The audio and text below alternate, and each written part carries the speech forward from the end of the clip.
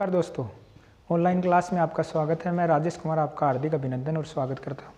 अपना टॉपिक जो चल रहा था वो भाषाई कौशल के बारे में पढ़ रहे थे और भाषाई कौशल में हमने दो कौशल पढ़ लिए थे। एक कौशल तो आपका पढ़ा था सुनना कौशल और एक पढ़ा था बोलना कौशल। तीसरा जो अपना कौशल आता है वो कौन सा आता है? पढ़ना कौशल। पढ़ना कौशल या इसी पढ़ना कौशल को ही कहा जाता है पठन कौशल, और इस पठन कौशल को ही कहा जाता है आपका वाचन कौशल। क्या कहा जाता है? वाचन कौशल कहा जाता है। ठीक है, पढ़ना कौशल, दूसरा था आपका पठन कौशल और तीसरा था कौन सा? आपका वाचन कौशल। ठीक है, अब देखो बात करते हैं पढ़ना कौशल जो होता है। पढ़ना का शाब्दिक अर्थ देखो, पढ़ना का शाब्दिक अर्थ ये आपका एच स्टेट में पूछा गया था। पढ़ना का शाब्दिक अर्थ क्या होता था? किसी भी विषय वस्तु को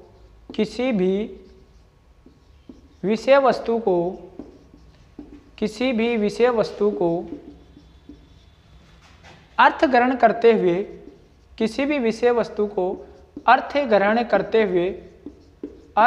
करते हुए मनोयोग पूर्वक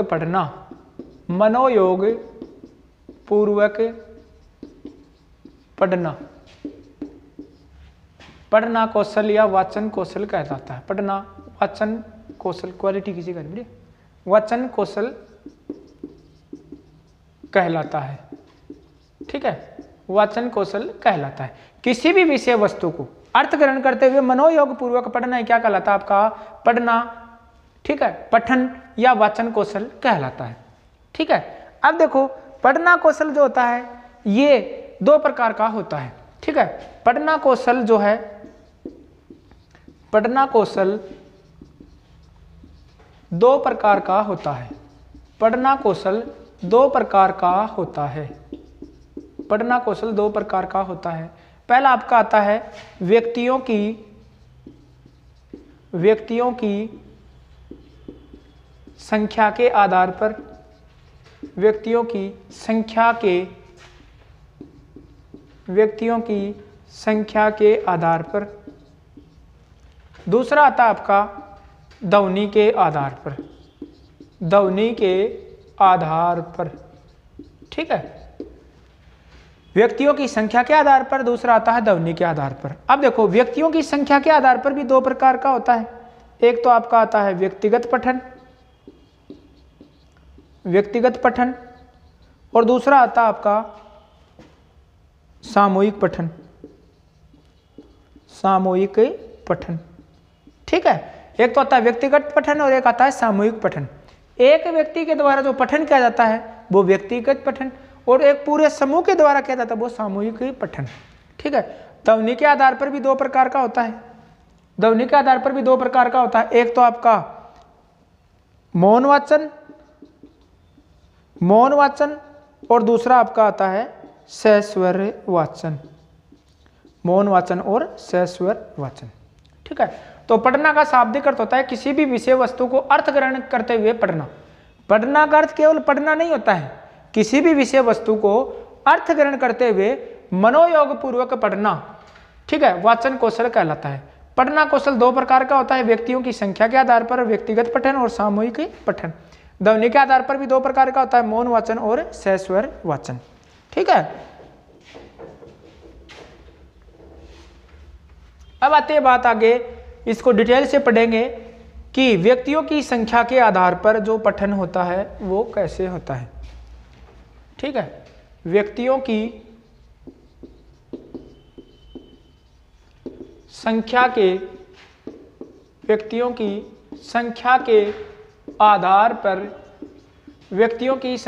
आधार पर पठन। ठीक है, व्यक्तियों की संख्या के आधार पर पहला आपका आता है व्यक्तिगत पठन। ठीक है, पहला आपका आता है व्यक्तिगत पठन। व्यक्तिगत जो पठन होता है किसी एक व्यक्ति के द्वारा पठन किया जाता है। वो या तो छात्र हो सकता है या अध्यापक हो सकता है। किसी एक व्यक्ति के द्वारा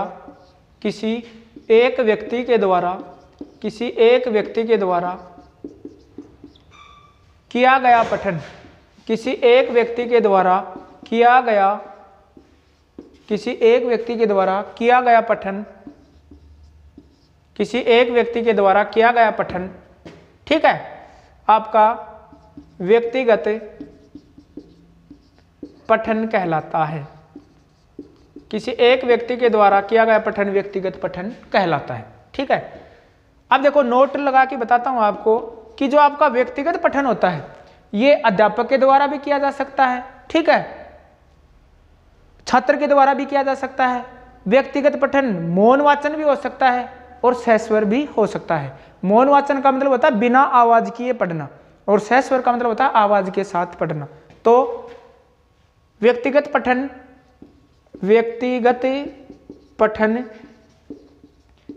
अध्यापक व छात्र, व्यक्तिगत पठन अध्यापक व छात्र दोनों के द्वारा, व्यक्तिगत पठन अध्यापक व छात्र दोनों के द्वारा किया जाता है। व्यक्तिगत पठन अध्यापक व छात्र दोनों के द्वारा किया जाता है। व्यक्तिगत पठन किसके द्वारा किया जाता है? अध्यापक व छात्र दोनों के द्वारा किया जाता है, ठीक है। अब दूसरी बात ये आती है कि जो आपका व्यक्तिगत पठन है ये मौन भी हो सकता है और सहस्वर भी हो सकता है। व्यक्तिगत पठन मौन वाचन भी हो सकता है, मौन वाचन भी हो सकता है तथा सहस्वर वाचन भी हो सकता है, सहस्वर वाचन भी हो सकता है, सहस्वर वाचन भी हो सकता है, ठीक है। व्यक्तिगत पठन अध्यापक और छात्र दोनों के द्वारा किया जाता है और व्यक्तिगत पठन मौन वाचन तथा सहस्वर वाचन दोनों भी हो सकता है, ठीक है। यह आपका हो गया व्यक्तिगत पठन। व्यक्तियों की संख्या के आधार पर पहला आपका हो गया व्यक्तिगत पठन। दूसरा आता है सामूहिक पठन। दूसरा आता है आपका कौन सा? सामूहिक पठन। दूसरा आपका आता है सामूहिक पठन। सामूहिक पठन, ठीक है भाई। सामूहिक पठन, सामूहिक पठन जो होता है वो यह एक समूह के द्वारा किया जाता है। यह एक समूह के द्वारा किया जाता है, ठीक है। यह एक समूह के द्वारा किया जाता है तथा यह सहस्वर होता है, तथा यह सहस्वर होता है, सहस्वर वाचन होता है, यह सहस्वर वाचन होता है, ठीक है। सामूहिक पठन कभी भी अध्यापक के द्वारा नहीं किया जाता है, यह केवल छात्रों के द्वारा किया जाता है। नोट लगा के लिखवा देता हूं कि सामूहिक पठन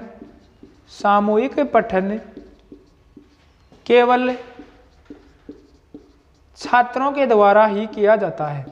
सामूहिक पठन केवल छात्रों के द्वारा ही किया जाता है। सामूहिक पठन केवल छात्रों के द्वारा ही किया जाता है, अध्यापक के द्वारा नहीं किया जाता है। एक नोट और लिखवा देता हूं कि सामूहिक पठन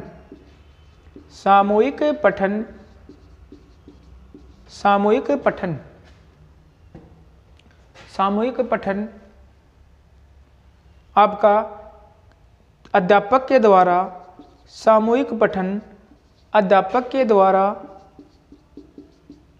नहीं किया जा सकता है, नहीं किया जा सकता है।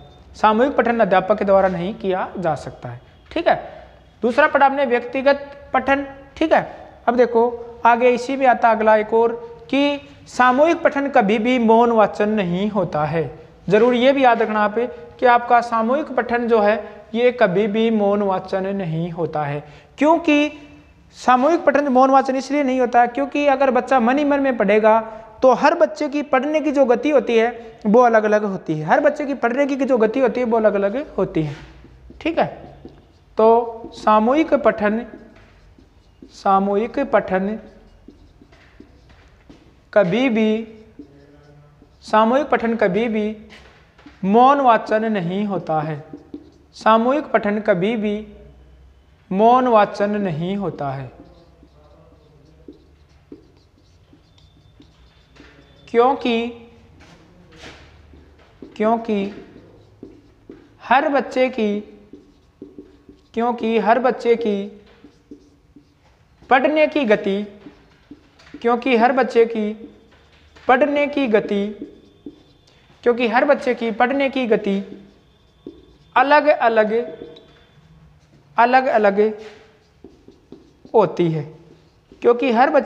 की गति अलग अलग होती है, ठीक है। अतः सामूहिक पठन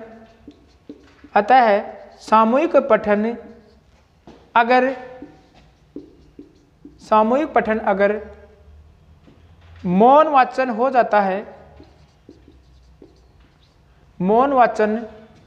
जाता है तो वह सामूहिक होते हुए भी व्यक्तिगत हो जाता है,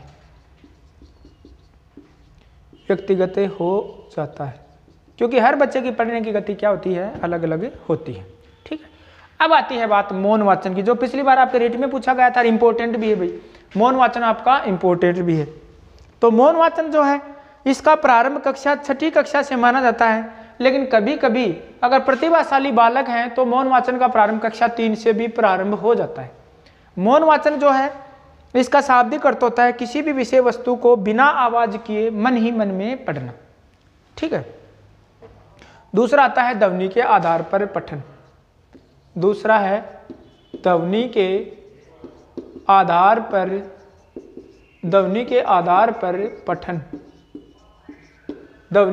पर पठन, ठीक है। और ध्वनि के आधार पर पठन पहला आता है आपका कौन सा, मौन वाचन, पहला आपका आता है मौन वाचन, ठीक है। और दूसरा आपका सहस्वर वाचन।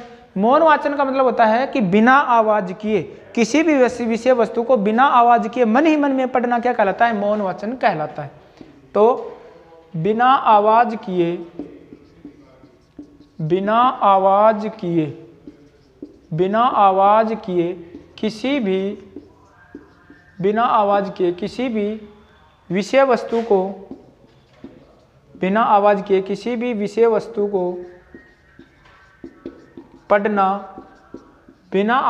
किसी भी विषय वस्तु को पढ़ना,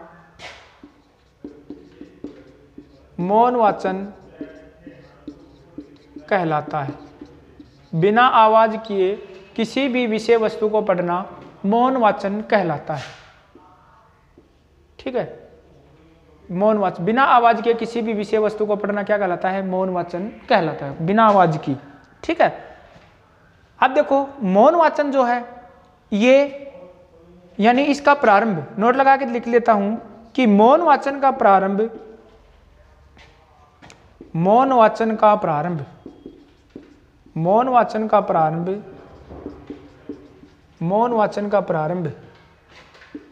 कक्षा 6 से होता है, लेकिन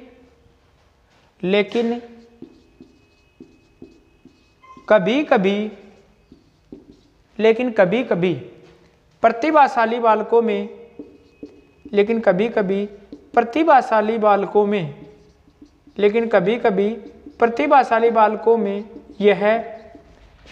कभी प्रतिभाशाली बालकों में यह कक्षा 3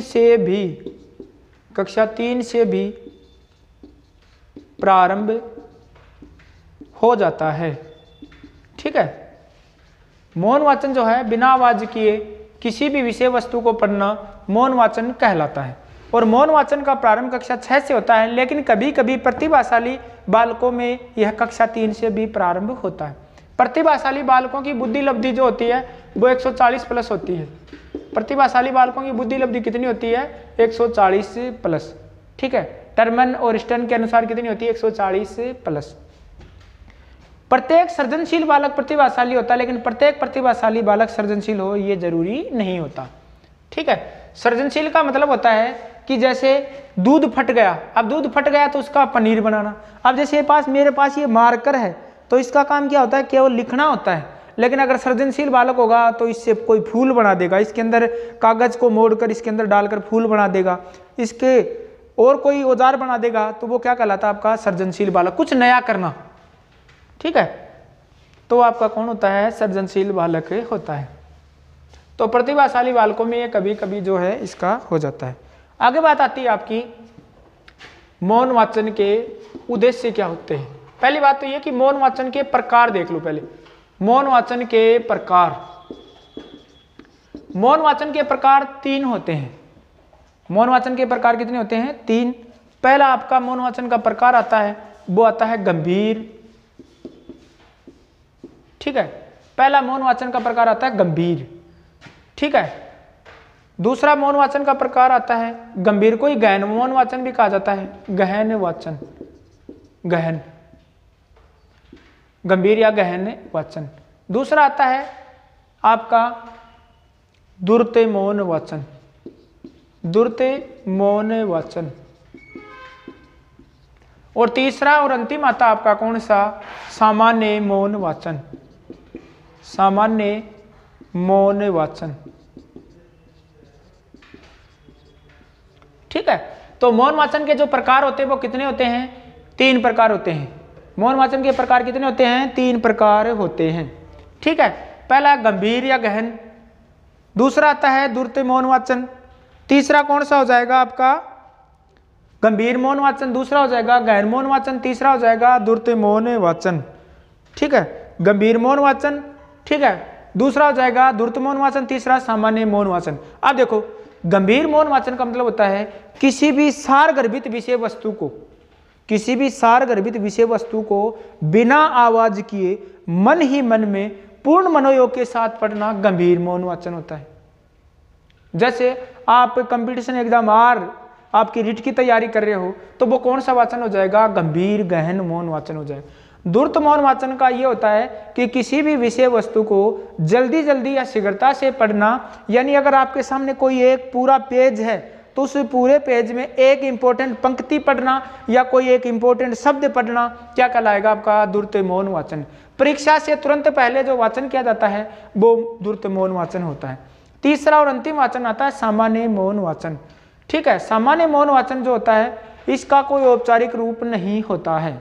ठीक है, ये एक औपचारिकता के रूप में ही पढ़ा जाता है। जैसे उदाहरण के तौर पर अगर आप चूरू जा रहे हो तो रास्ते में अगर आप अखबार पढ़ रहे हो, ठीक है, या फिर आप रीट का एग्जाम देने जयपुर जा रहे हो, रास्ते में अखबार ले लिया, कोई कहानी की किताब पढ़ ली, तो वो कौन सा हो जाएगा, सामान्य मौन वाचन हो गया, एक औपचारिकता के लिए।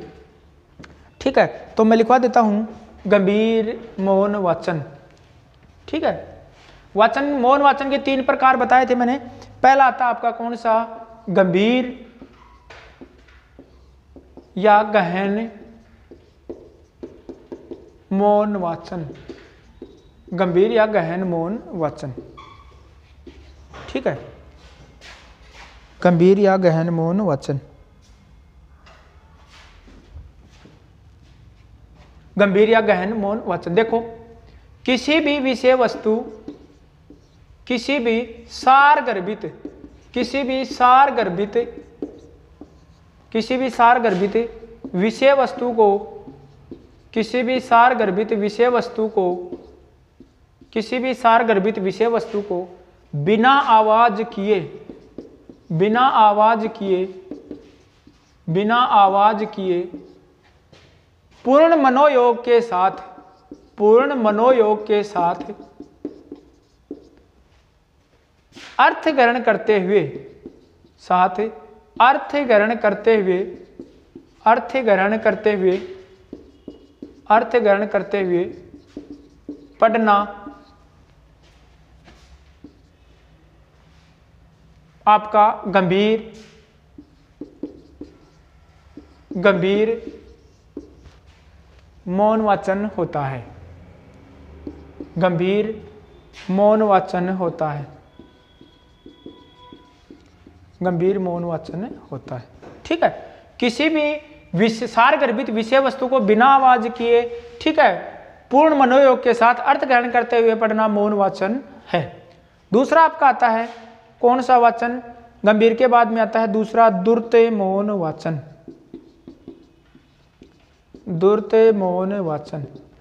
द्रुत मौन वाचन का मतलब ये होता है कि किसी भी विषय वस्तु को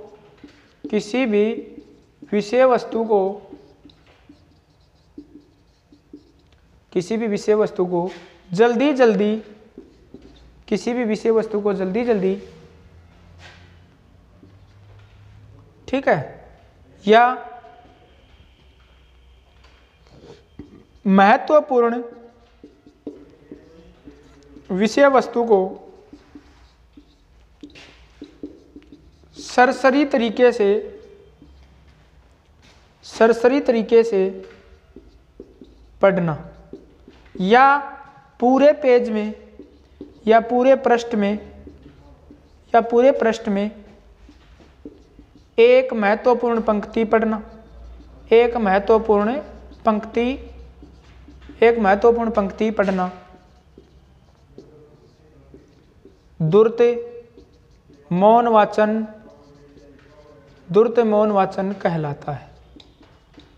द्रुत मौन वाचन कहलाता है। किसी भी विषय वस्तु को जल्दी जल्दी या फिर महत्वपूर्ण विषय वस्तु को सरसरी तरीके से पढ़ना, पूरे पृष्ठ में एक महत्वपूर्ण पंक्ति को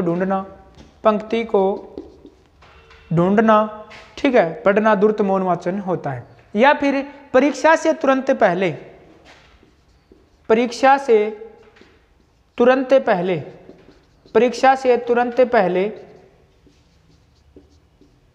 किया जाने वाला पठन कौन सा हो जाएगा? द्रुत मौन वाचन हो जाएगा। ठीक है, यह आपका हो गया द्रुत मौन वाचन। तीसरा और अंतिम आता है कौन सा? सामान्य मौन वाचन। ठीक है, सामान्य मौन वाचन। तीसरा और अंतिम आता है आपका कौन सा? सामान्य मौन वाचन। ठीक है, यह वाचन केवल औपचारिकता के लिए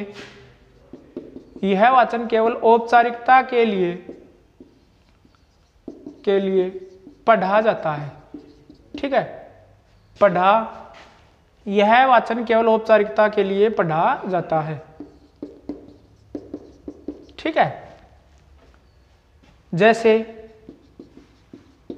कहानी की पुस्तक पढ़ना,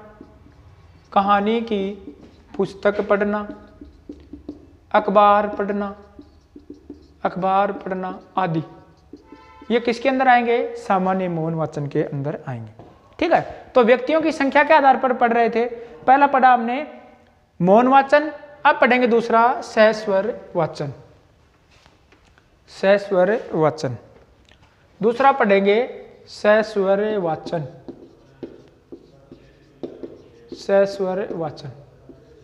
ठीक है, अब देखो, सॉरी, इसमें एक और बच गया, मौन वाचन के उद्देश्य बच गए भी। देखो, मौन वाचन के उद्देश्य क्या होते हैं? इंपॉर्टेंट है। मौन वाचन का मुख्य उद्देश्य है समय का सदुपयोग करना। ठीक है, अपने उद्देश्यों की पूर्ति करना। ठीक है, किसी भी विषय वस्तु को जल्दी पढ़ना। ठीक है, अपनी तार्किक और मानसिक शक्तियों का विकास करना मौन वाचन के मुख्य उद्देश्य माने जाते हैं। इंपॉर्टेंट है, यहां से प्रश्न पूछा जाता है मौन वाचन के उद्देश्य। पहला उद्देश्य आता है आपका समय का सदुपयोग करना।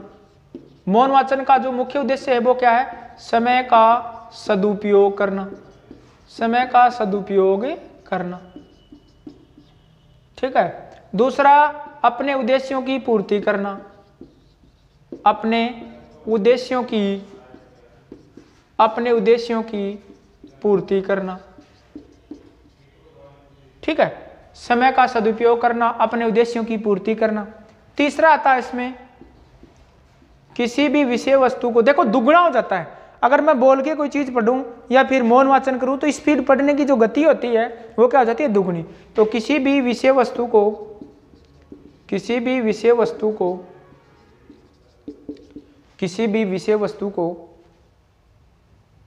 जल्दी पढ़ना। ठीक है, चौथा आता है इसमें तार्किक और मानसिक शक्तियों का विकास करना। तार्किक एवं मानसिक शक्तियों का विकास करना, ये भी एक उद्देश्य माना जाता है। शक्तियों का विकास करना, तार्किक और मानसिक शक्तियों का विकास करना भी एक उद्देश्य माना जाता है। ठीक है, ये आपका हो गया कौन सा उद्देश्य, आपका कौन सा होगा मौन वाचन के उद्देश्य। लास्ट बचा है, उसमें आएगा आपका कल करवा दिया 2 मिनट और रुको। ठीक है, अगला था आपका सस्वर वाचन, ध्वनि के आधार पर दूसरा आता है सस्वर वाचन। ये तीसरा कौशल सबसे महत्वपूर्ण कौशल है भाई, पठन कौशल सबसे महत्वपूर्ण कौशल है। मारिया मोंटेसरी ने परिभाषा दी थी कि बिना लिखे पढ़ना मुद्रण पर भौंकने के समान है। ठीक है, मारिया मोंटेसरी के अनुसार इसका अंतिम क्रम है और सभी मनोवैज्ञानिकों के अनुसार तीसरा क्रम है सस्वर वाचन। देखो, किसी भी विषय वस्तु को